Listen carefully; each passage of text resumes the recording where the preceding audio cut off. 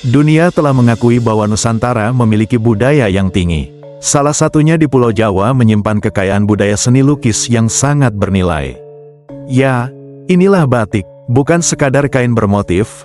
Batik adalah jendela serta gambaran pandangan hidup orang Jawa. Setiap goresan canting dan setiap celupan warna menyimpan makna mendalam.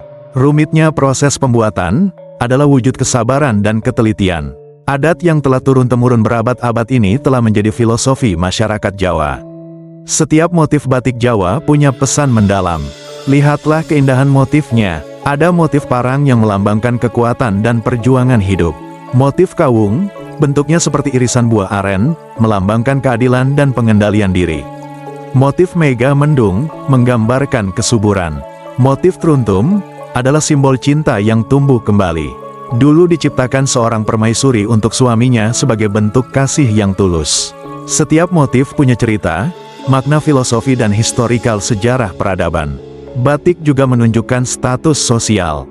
Motif tertentu pada zaman dahulu hanya boleh dipakai oleh bangsawan keraton. Batik bukan hanya warisan budaya, tapi juga bagian dari kehidupan masyarakat Jawa. Dari upacara adat, pernikahan hingga kegiatan sehari-hari, batik selalu hadir dengan keanggunannya. Lebih dari sekadar estetika, batik mengandung filosofi hidup yang luhur. Keseimbangan, harmoni dengan alam, hingga harapan dan doa tersemat dalam setiap desainnya.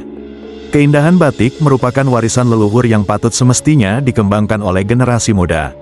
Semangat untuk melestarikan seni adiluhung harus terus berkobar dalam diri generasi penerus bangsa. Dalam setiap helaian batik terurai gambaran doa, harapan, dan filosofi kehidupan.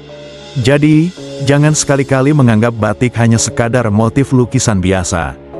Batik adalah mahakarya seni yang patut kita banggakan dan lestarikan. Mari cintai dan lestarikan batik sebagai identitas bangsa dan warisan leluhur Nusantara.